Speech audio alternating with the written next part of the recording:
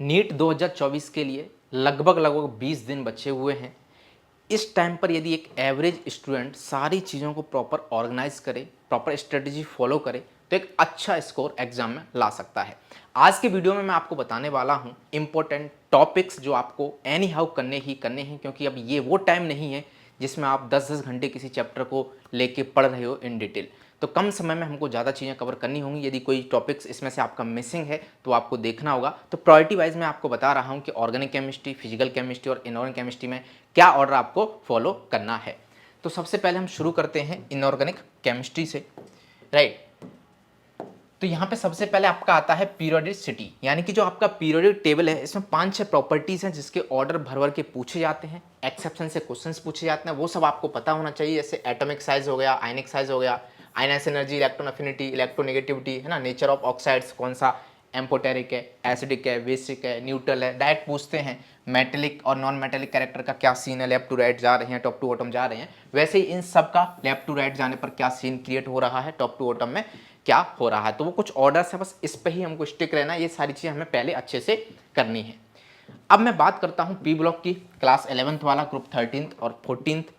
काफ़ी कन्फ्यूजन इस चैप्टर को लेके कि क्या पूछा जाएगा क्या नहीं पूछा जाएगा। तो सिलेबस उन्होंने मेंशन किया है, उसमें साफ साफ ये बताया गया है कि जो आपके कंपाउंड्स हैं उनकी प्रिपरेशन केमिकल्स रिएक्शंस नहीं है, बाकी जो रिएक्टिविटी है ना, केमिकल रिएक्टिविटी, फिजिकल प्रॉपर्टीज, वो सब आपको बहुत अच्छे से करना है। तो जैसे मैंने बात की कि मेल्टिंग पॉइंट का क्या ऑर्डर है, बॉइलिंग पॉइंट का क्या ऑर्डर है, डेंसिटी का क्या ऑर्डर है, ठीक है, साइज में कहीं कहीं एक्सेप्शंस आ रहे होंगे, तो वो सब चीज़ें आपको प्रॉपर यहाँ पे पता होना चाहिए। जैसे बोरॉन है, इसकी रिएक्टिविटी एयर के साथ क्या होगा, कैसे रिएक्ट कर रहा होगा, राइट। और वहीं यदि मैं ग्रुप 14 की बात करूँ तो एलोट्रॉप्स को भी थोड़ा सा देखते हुए आपको जाना है, जो भी कार्बन के एलोट्रॉप्स हैं।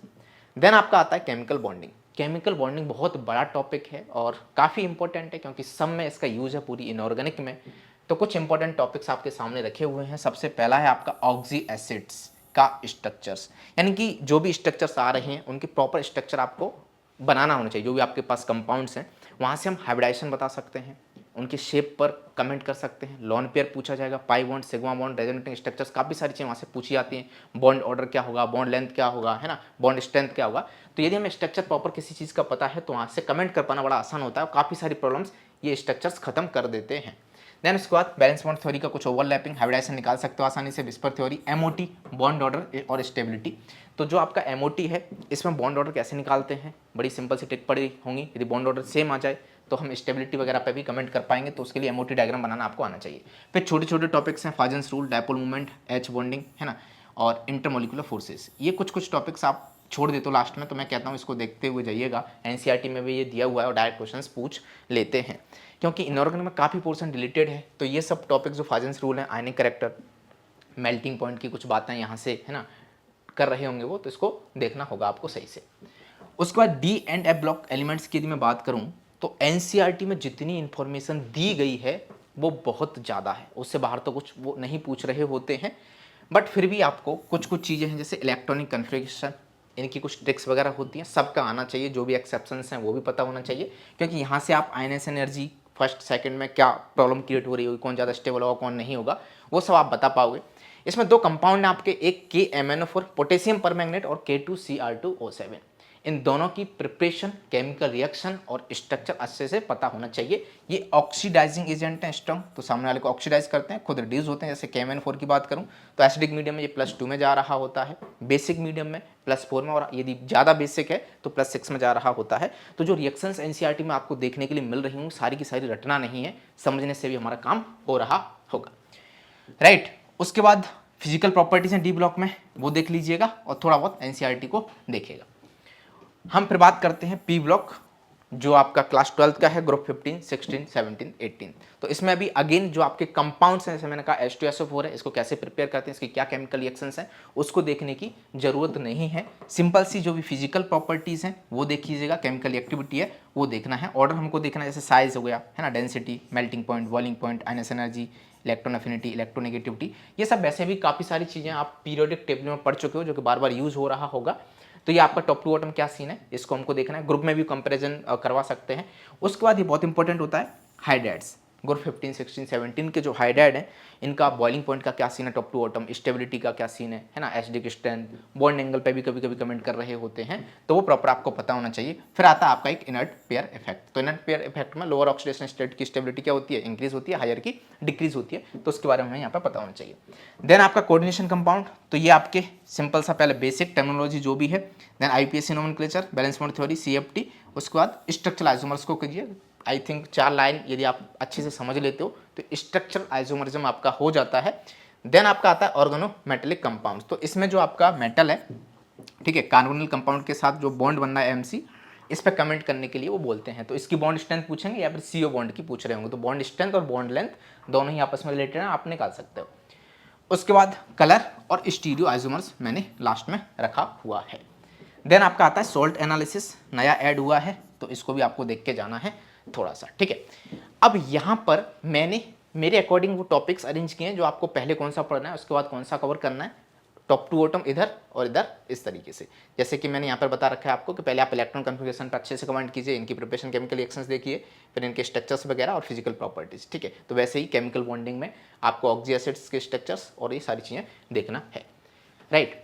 जो स्टूडेंट्स बेसिकली जो स्टूडेंट्स इंदौर में हैं और उनको कुछ प्रॉब्लम्स वगैरह आ रही हैं, तो आप डायरेक्ट मिल सकते हो मुझसे। मैं गीता भवन पे ही रहता हूं और यहाँ पर हमारे एक ऑफलाइन सेंटर, वहाँ पे आप विजिट कर सकते हैं। तो कोई भी इंक्वायरी या कोई प्रॉब्लम आपको आ रही है तो नीचे डिस्क्रिप्शन में मैंने एक गूगल फॉर्म दे रखा है, आप उसको फिल कर सकते हैं, हमारी टीम आपको कनेक्ट कर लेगी, राइट।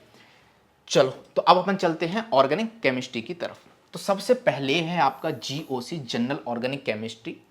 ये एक ऐसा चैप्टर है जिसके बिना क्लास 12th की ऑर्गेनिक केमिस्ट्री अधूरी है, बार बार इसका वहाँ पर यूज आ रहा होगा।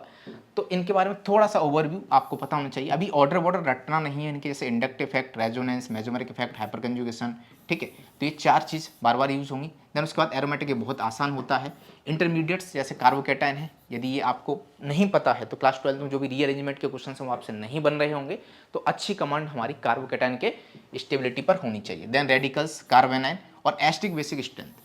एस्टिक बेसिक स्ट्रेंथ ये बेसिकली एक एप्लीकेशन है, जो भी जीओसी हमने पढ़ा है सबका मिक्स्ड यूज एसिडिक और बेसिक स्ट्रेंथ में हमें होने वाला है। काफ़ी कंफ्यूजिंग हो जाता है यदि आपके बेसिक्स क्लियर नहीं है तो, और यहाँ से बहुत सारे क्वेश्चंस नीट में पूछे गए हैं। फिर उसके बाद आप टोट्टोमरिज्म देख सकते हो यदि आपके पास टाइम है कि कौन सी कंडीशन पर टोट्टो शो करेगा, इनियल कंटेंट क्या है।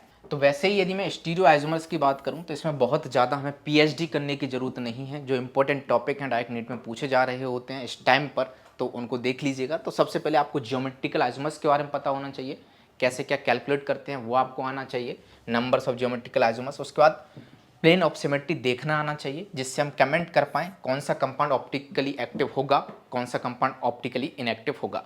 देन उसके बाद आपका आता है कायरलिटी, कार्बन वगैरह देखना आना चाहिए, और कन्फर्मर्स और बहुत सारी चीज़ें हैं होती हैं इसमें, वो अभी पढ़ने की ज़रूरत नहीं है। देन ये जो टॉपिक है इस बार नया अलग से उन्होंने मेंशन कर दिया है इसको, purification and qualitative and quantitative, ठीक, प्यूरिफिकेशन ऑफ ऑर्गेनिक कंपाउंड्स है ना, qualitative and quantitative analysis, right. तो ये ऑर्गेनिक का है और बड़ा ही सिंपल है, इससे 2 क्वेश्चन भी पूछे जा सकते हैं, राइट। तो पूरी एनसीईआरटी में जितना भी दिया हुआ है आप पढ़ लो अच्छे से, जो भी डिस्टिलेशन की प्रोसेस हैं उनको सही से देखो, तो कोई ना कोई क्वेश्चंस और एग्जांपल्स आपको वहाँ से मिल रहे होंगे, ठीक है। पूरा कवर करना है ये। देन आपका हाइड्रोकार्बन, तो हाइड्रोकार्बन अगेन अल्किन्स, अल्काइंस और अल्किन्स, एरोमेटिक हाइड्रोकार्बन, इनके मेथड ऑफ प्रिपरेशन कैसे बनाते हैं और इनकी क्या केमिकल रिएक्शंस हैं वो देखना है। देन उसके बाद मैकेनिज्म बहुत ज़्यादा हमको नहीं देखनी है, सिर्फ ये 2 मैकेनिज्म आपको पता होना चाहिए, E1 मैकेनिज्म और E2 मैकेनिज्म। डायरेक्ट क्वेश्चंस यहाँ से पूछते हैं वो लोग, तो ये हमको पता होना चाहिए। जो भी मैं आपको यहाँ पे बता रहा हूँ PYQs मैंने अच्छे से एनालिसिस कर रखे हैं, कौन से टाइम पर किस टॉपिक को इंपॉर्टेंट दिया गया है, कौन कौन से क्वेश्चंस अच्छे से पूछे जा रहे हैं, किस टॉपिक से पूछे जा रहे हैं, है ना। तो वो सब चीज़ें यहाँ पे आपको मेंशन है। उसके बाद आपका आता है haloalkanes and haloarenes. तो इसमें आपको SN1 और SN2 मैकेनिज्म अच्छे से पता होना चाहिए, डायरेक्ट क्वेश्चन से नहीं बनेंगे यदि मैकेनिज्म नहीं पता है आपको तो। और एनसीईआरटी में जो भी रिएक्शंस वगैरह हैं उनको देख लो, कन्वर्जन वगैरह जो हैं वो। अब एक और बात, मैंने सिर्फ आपको 4 मैकेनिज्म पढ़ने के लिए बोल रखा है यहाँ पर, E1, E2, SN1, SN2, इनका चारों का कंपैरिजन एक साथ आपको एक टेबल में लिख लेना चाहिए और वो करना आना चाहिए, ठीक है।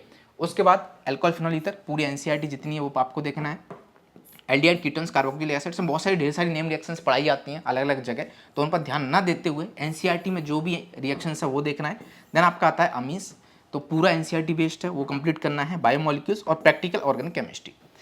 प्रैक्टिकल ऑर्गेनिक केमिस्ट्री की यदि मैं बात करूं तो बहुत ज़्यादा इसमें कुछ है नहीं, यदि आपने नहीं भी पढ़ा है तो लास्ट में पढ़ सकते हो, अदरवाइज इसकी काफ़ी सारी चीज़ें इन्हीं चैप्टर्स में कवर की जाती हैं। हाइड्रोफॉर्म रिएक्शन हो गई, ठीक है, टॉलेंस टेस्ट हो गए, वो सब यहाँ पर आपके आ रहे होंगे, एक्टिव मेटल टेस्ट वगैरह सब पढ़ लिया जाता है। तो ये आपका प्रायोरिटी ऑर्डर था किसका, ऑर्गेनिक केमिस्ट्री का।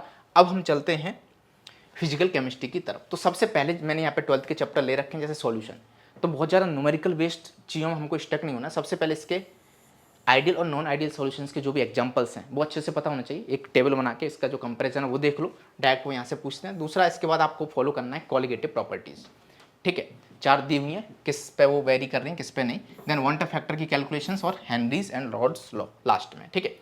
देन इलेक्ट्रोकेमिस्ट्री में आपको नेक्स्ट इक्वेशन पहले अच्छे से कमांड कर लेनी है, फैराडेज लॉ और कंडक्टिविटी, इसके बेसिस पर सिंपल सिंपल से क्वेश्चन आ रहे होते हैं वो हमको देखना है। देन यहाँ पर यदि इलेक्ट्रोकेमिस्ट्री की बात करूँ तो किसी का एसआरपी कम है उसका क्या हुआ ऑक्सीडेशन, किसी का ज़्यादा उसका क्या हुआ रिडक्शन। तो इस तरीके की जो भी वो बातचीत कर रहा है उससे हमको अच्छे से खेलना आना चाहिए। देन केमिकल काइनेटिक्स की बात करूं तो रेट ऑफ रिएक्शंस कैसे निकाल रहे होते हैं, आई थिंक 8-10 क्वेश्चन सब इसी टॉपिक से पूछ लिए गए 15 मिनट में जो हम पढ़ रहे होते हैं, एक डेफिनेशन वहाँ से। फिर जीरो और फर्स्ट ऑर्डर के जो भी ग्राफ्स हैं, फॉर्मूलाज हैं, वो हमको देखना है, टेम्परेचर डिपेंडेंस और आर्हेनियस इक्वेशन, इस ऑर्डर में आपको यहाँ पे चलना है, ठीक है। एटॉमिक स्ट्रक्चर की यदि मैं बात करूँ, क्वांटम नंबर्स सबसे पहले देख लो, रूल्स उनके फिलिंग क्या है, अबव प्रिंसिपल वगैरह वो सब। देन फोटो इलेक्ट्रिक इफेक्ट के कुछ कैलकुलेशंस और बोर्स मॉडल, थ्योरी बहुत ज़्यादा नहीं पढ़नी, फॉर्मूला बेस्ड और उनकी जो भी कैलकुलेशंस है वो हमको यहाँ पर देखना है। डी ब्रोगली कॉन्सेप्ट्स, 1-2 फॉर्मूला इसके, उसको देख के आपको क्वेश्चन सॉल्व करना है। उसके बाद मैंने रखा है यहाँ पर केमिकल इक्विलिब्रियम, ली चैटले प्रिंसिपल्स, ये हमें पता होना चाहिए। कंसंट्रेशन के साथ यदि हम खिलवाड़ कर रहे हैं, प्रेशर बढ़ा रहे हैं तो उसके साथ रिएक्शंस पे क्या फर्क पड़ रहा होगा, फॉरवर्ड जाएगी बैकवर्ड जाएगी, ठीक है, तो ये पता होना चाहिए। केपी कैसी, इनका जो रिलेशन है, जो एक फॉर्मूला है उसके बेसिस पर क्वेश्चंस काफ़ी पूछे जाते हैं, डेल्टा एन वगैरह की बात कर रहा होता है तो पता होना चाहिए। डिग्री ऑफ डिसोसिएशन, इसकी कैलकुलेशन आना चाहिए। Change in Gibbs free energy, जो आपका डेल्टा जी है, इसका क्या रिलेशन है वो पता होना चाहिए। K1 K2 यानी कोई रिएक्शंस दिए, मल्टीप्लाई कर रहे हैं, डिवाइड कर रहे हैं, है ना, तो K1 K2 पर क्या चेंज आ रहा है, तो ओवरऑल जो कॉन्स्टेंट है वो किस तरीके से वेरी करेगा, तो वो हमें पता होना चाहिए।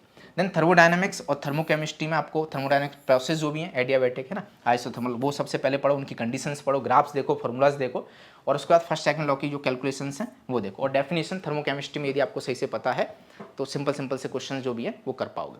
देन मोल कॉन्सेप्ट की बात करूँ, बहुत डीप में बहुत कुछ पढ़ना नहीं है इसमें, बेसिक कैलकुलेशन देखो, एम्पिरिकल फार्मूला, मॉलिक्यूलर फार्मूला कैसे निकालते हैं वो देखो, स्टैकोमेट्रिक कैलकुलेशंस थोड़ी सी आनी चाहिए, और लिमिटिंग रिएजेंट का यूज़ करना आना चाहिए, LR। बाकी जो सीक्वेंशियल रिएक्शन है, पैरेलल रिएक्शन है, वो सब करने की कोई ज़रूरत नहीं है। देन आयनिक इक्विलिब्रियम, जो कि टफ लगता है, मैथमेटिक्स इन्वॉल्व हो जाती है, लॉगरिदम लॉग वगैरह की कुछ कुछ वैल्यूज हैं वो प्रोवाइड कर रहा होता है, तो इसमें कुछ नहीं, पीएच और पीओएच की कैलकुलेशंस देखो, सिंपल सिंपल जो फॉर्मूला होता है कैसे निकाल रहे होते हैं, और उसके बाद सॉल्युबिलिटी प्रोडक्ट कैसे निकालते हैं, ठीक है। तो ये सब चीज़ें थी किसकी, फिजिकल केमिस्ट्री की। तो उम्मीद करता हूँ ये वीडियो आपके लिए थोड़ा सा यूजफुल रहा होगा। अगेन, यदि आप इस समय कहीं पे भी कोई प्रॉब्लम फेस कर रहे हैं, आपको टेस्ट पेपर में प्रॉब्लम आ रही, मार्क्स नहीं बढ़ रहे हैं, कुछ चाहते हो कि एनालिसिस हो या कुछ मेंटरिंग वगैरह कुछ की जाए, तो अगेन गूगल फॉर्म की लिंक मैंने डिस्क्रिप्शन में दे रखी है, आप उसको फिल कर सकते हो, हमारी टीम आपको कनेक्ट कर लेगी। ओके, तो चलो फिर मिलते हैं नेक्स्ट वीडियो में, तब तक के लिए thank you, bye bye, Tata.